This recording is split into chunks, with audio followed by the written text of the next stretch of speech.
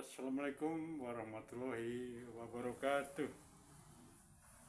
Salam NKRI harga mati, salam Pancasila Jaya, dan salam sejahtera buat kita semuanya.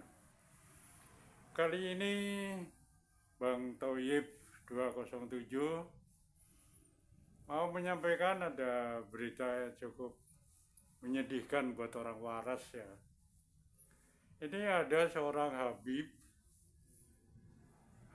Al-Ngacengan Al-Mesum. Habib ini sudah melakukan KDART dan sebelumnya dimulai dengan pengrusakan pagar ayu, atau dengan kata lain Habib ini telah berulang kali sampai hampir 2 lusin, bahkan mungkin sudah 2 lusin perempuan yang menjadi korban Habib Mesum ini. Namanya Habib Zindan, dan terakhir rupanya kena batunya ya. Ini ada korban yang namanya Zeda ya, melaporkan Habib Mesum ini ke polisi. Udah beberapa kali pelaporan sebetulnya, tapi beberapa kali pula tidak ditanggapi. Nah, kali ini korban ini menemukan lawyer yang sangat hebat dan berani, meminta dengan sangat dan tegas pihak polisi untuk mengusut kasus ini, sehingga rupa-rupanya sudah mulai mendapatkan titik terang bahwa pihak polisian akhirnya mau dan bergegas untuk melanjutkan laporan daripada korban si Habib Mesum ini. Lawyer atau yang menangani kasus ini mengatakan bahwa laporannya sudah diterima oleh pihak kepolisian dan katanya akan segera ditindaklanjuti. Kita semua berdoa semoga pihak kepolisian tidak ragu-ragu lagi, tidak maju mundur, tidak angah-ingih untuk melakukan penelusuran atau menyelesaikan kasus Mesum ini yang sudah dilakukan oleh seorang Habib Mesum, Habib yang Ngacengan, sehingga korbannya hampir sampai 2 lusin. Ini sudah keterlaluan. Kita aja yang orang pribumi masih punya masih punya rasa takut untuk melakukan hal-hal yang sebegitu buruk. Berzina itu kan buruk. Sekali berzina saja dosanya sudah sangat besar sekali. Ini malah sudah 2 lusin, sudah 24 kali dia lakukan. Bagaimana dosanya itu? Bisa berpikir. Sekarang mugibin mikir enggak itu? Pribumi saja jarang lah ya yang melakukan begitu. Ini katanya Habib mengaku masih duriah Nabi, tapi kelakuannya bejat. Oke lah, mari kita doakan bersama semoga kasus ini segera ditangani oleh polisi dan segera dimasukkan ke penjara pelakunya si Habib Zindan Bil Al-Mesumi ini ya. Ayo kita berdoa. Daripada kita dituduh oleh mukibin, oleh mereka balawi-balawi, dikira kita bohong atau kita menyebar fitnah. Ayo kita tonton bersama-sama bagaimana kasus ini terjadi dan sudah dilaporkan ke polisi. Untuk bukti bahwa kita ini bukan fitnah ya, kita tonton bersama. Itu saja dari saya. Assalamualaikum warahmatullahi wabarakatuh. Dia datangi saya, cekcok sebentar tuh. Kamu sudah setengah tahun menelantarkan saya, terus sekarang datengin saya kayak nggak punya dosa. Sampai akhirnya dia mengajak berhubungan. Setelah itu beberapa menit saya ditalak, langsung ditinggal. Itu saya menjerit histeris. Dan kejadian itu ditulis oleh Komnas Perempuan dalam surat resmi yang dikirimkan ke Polres Metro Bekasi. Ada laporan itu. Setiap kali mau memberikan saya nafkah batin, itu dia selalu memaksa saya menonton film yang tidak pantas. Kamu kenapa sih harus menonton film kayak begini? Jadi saya itu kayak, itu udah kayak ritual yang harus rutin saya lakukan. Siapkan video yang tidak pantas itu, film yang tidak pantas itu. Saya nggak mau lihat, saya dijambak, dipaksa ngeliat. Coba bayangin jadi saya. Pada saat berhubungan sama dia, saya nangis. Tapi saya nggak nunjukin ke dia bahwa semua kezoliman yang sudah kamu lakukan itu sudah telah dibuka nyata oleh Allah Subhanahu wa taala. Sebelum-sebelumnya Allah menutupi aibmu, tapi sekarang Allah membuka aibmu melalui kezolimanmu terhadap saya. Dan ternyata banyak perempuan yang kamu zolimi. Assalamualaikum warahmatullahi wabarakatuh. Waalaikumsalam warahmatullahi. Bintang tamu kali ini adalah Zeda Salim. Nah, luar biasa. Kalau yang mengikuti sosial media pasti sudah tahu nih. Saya baru dengar ternyata ini sangat viral, sangat terkenal. Ya, terkenal gara-garanya ada mungkin ini persoalan rumah tangga lah ya. Sebetulnya ya agak sungkan juga pada suatu TV menguat masalah persoalan rumah tangga. Tetapi ini ada persoalan fikih ya, perkawinan. Nah, jadi ada perkawinan siri antara Mbak Zeda Salim dengan salah satu oknum habaib berinisial AJ ya. Saya tidak perlu menyebutkan.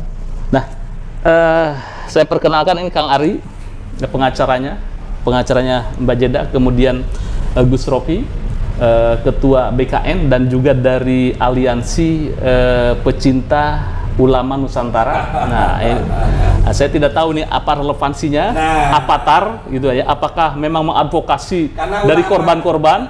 Karena ulama itu mengajarkan, tolonglah kalau ada orang yang terdolimi. berarti pas itu.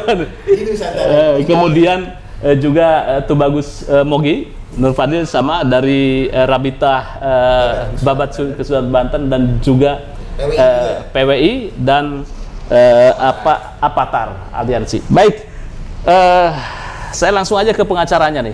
Sedikit singkat, ini kasus Mbak Zeda itu sampai mana ini? Prosesnya dan seperti apa? Baik, terhadap perkara yang dilaporkan oleh Mbak Zeda ini, dilaporkan itu tahun 2023, sekitar bulan Juli ya, Mbak Zeda. Nah, dalam perjalanannya bahwa memang sudah beberapa saksi yang diperiksa. Akan tetapi Mbak Zeda selaku masyarakat dan selaku wanita yang merasa dizolimi itu merasa tidak memperoleh keadilan karena sampai sekarang masih stuck di penyelidikan tersebut dan tidak ada penetapan tersangkanya. Padahal hasil visum sudah keluar. Jadi apalagi yang ditunggu oleh Polres Metro Bekasi. Nah, itu yang kami pertanyakan sekarang gitu loh. Kasus itu dilaporkan tahun 2023. 2023. Ini ulang tahunnya sekarang. Udah 1 tahun kan dari Juli. Belum lah, baru kemarin. Juli 2023. Sekarang Juli. Oh, sekarang Juli 2024. Oh, 1 tahun. 1 tahun, ulang tahun. Baik. Saya tanpa panjang lebar, Mbak Zeda. Kasusnya ini Anda ini seperti apa sih? Dengan sang mantan, ini belum mantan kan? Belum mantan. Ceritanya. Iya, dengan suami siri itu bagaimana? Mungkin bisa di kronologinya seperti apa kejadiannya sehingga Anda melaporkan ke Metro Bekasi. Iya, jadi saya dinikahi sah secara agama itu pada tahun 2021 oleh si oknum Habib ini. Menikah kurang lebih sudah 2 tahun. Dalam proses pernikahan itu ada beberapa tindakan yang dilakukan oleh oknum Habib ini. Di antaranya kalau berdasarkan surat dari Komnas Perempuan adalah ada beberapa dugaan kekerasan, di antaranya dugaan kekerasan seksual, kekerasan psikis, kekerasan ekonomi, dan juga penelantaran. Jadi 4 sehat sempurna gitu. Luar biasa. Jadi kekerasan yang dilakukan pada saya itu bukan kekerasan ringan atau sedang, tapi berat ya. Kalau berdasarkan data dari Komnas Perempuan, sampai akhirnya dalam 2 tahun itu, karena adanya banyak kekerasan yang saya alami, akhirnya saya sempat dimediasi oleh ulama besar di Indonesia. Kiai apa Habib? Habib. Habib. Sebelum ke Kiai Habib itu, kekerasan tadi itu yang pernah Anda alami itu apa? Kan tadi global ya, empatnya itu. Memang ada kekerasan seksual itu? Iya. Ya, ini off the record, saya tidak tahu kekerasan seksual ini nanti urusan penyidik ya. Yeah. Kemudian kekerasan ekonomi, apakah Anda merasa dinafkahi? Tidak dinafkahi selama 2 tahun secara layak ya, Ya, lahir layak, dan batin. Lahir dan batin? Iya. Kan sudah jadi suami istri. Iya, tapi kalau untuk nafkah ekonomi saya tidak pernah dinafkahi selama 2 tahun. Tapi kalau batin? Untuk makan, pakaian tidak pernah. Kalau untuk batin ya dia ya selayaknya seorang suami itu kan menjaga dan melindungi istrinya di rumah. Kalau dia itu paling datengin saya tuh sebulan sekali, 3 bulan sekali, 2 jam, 3 jam, udah tinggal pulang. Kalau dia udah selesai, saya ditinggal. Satu lagi ya. Nah, ketika nikah siri Anda, kronologi yang saya tanya, itu ada saksi itu yang nikah? Ada saksi. Ada saksi pernikahan 3 orang lelaki dan 3 orang perempuan. Ya. Ada kemudian surat secara resmi?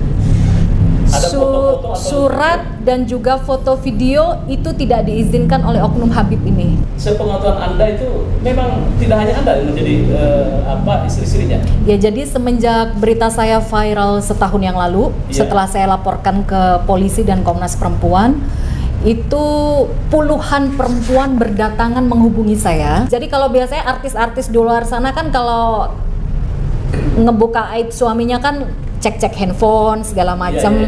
Kalau saya enggak, saya udah lillahi ta'ala, saya serahkan pada Allah. Akhirnya Allah bukakan semua korban-korban itu yang mendatangi saya.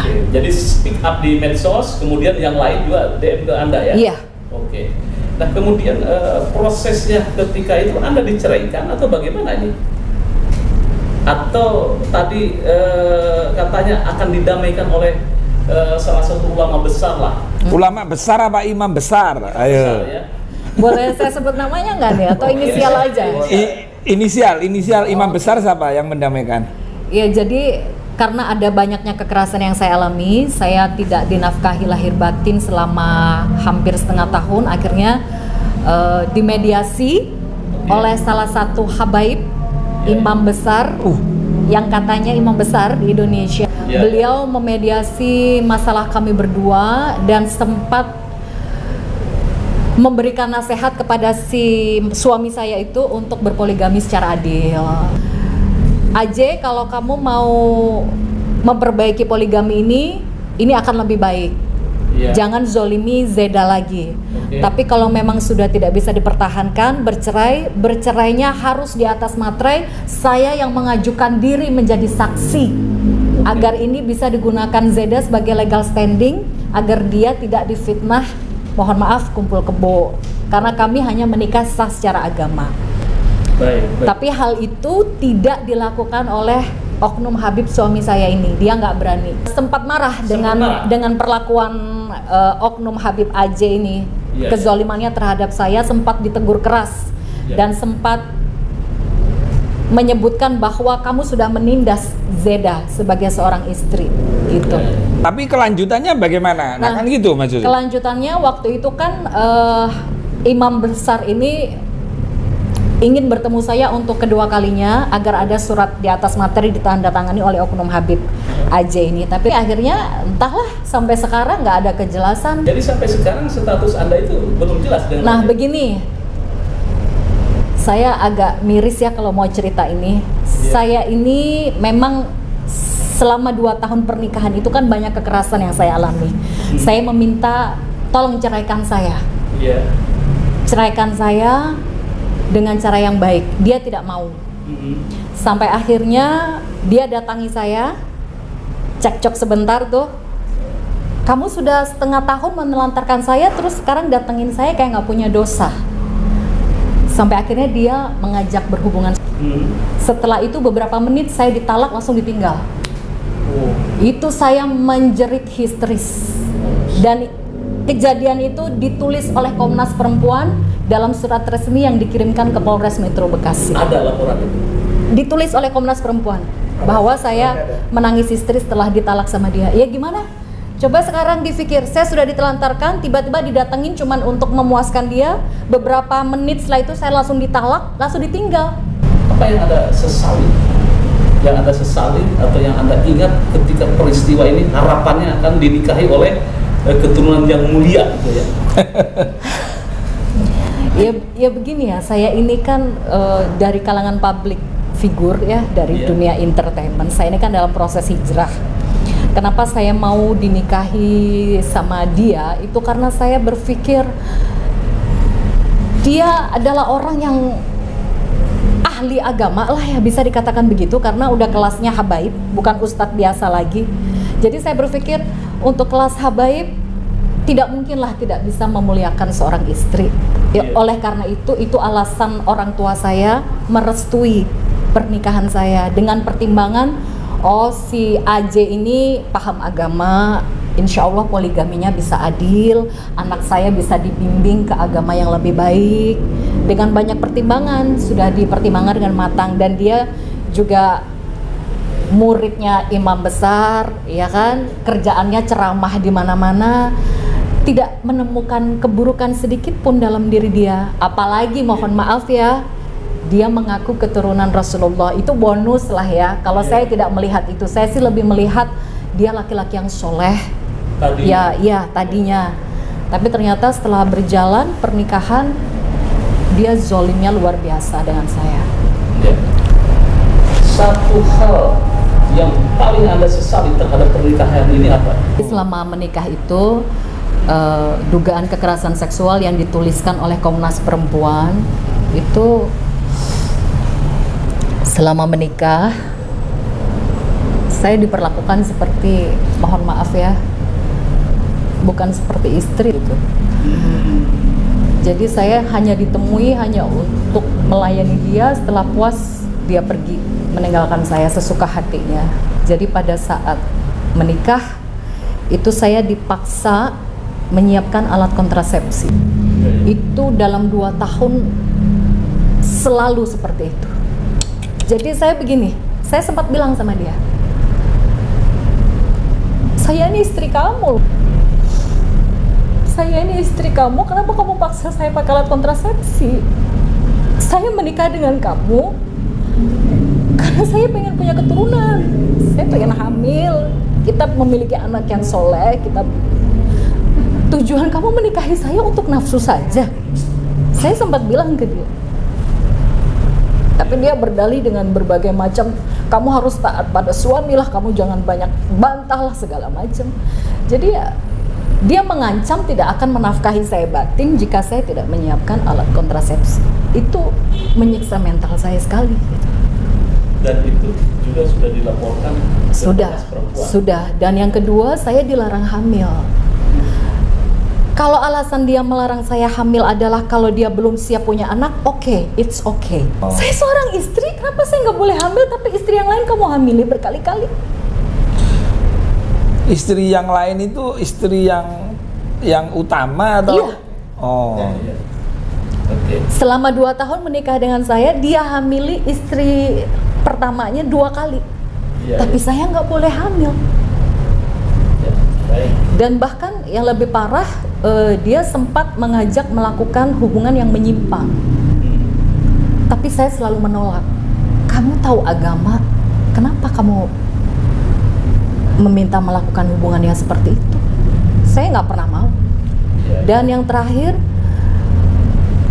setiap kali mau memberikan saya nafkah batin atau berhubungan suami istri, itu dia selalu memaksa saya menonton film yang tidak pantas.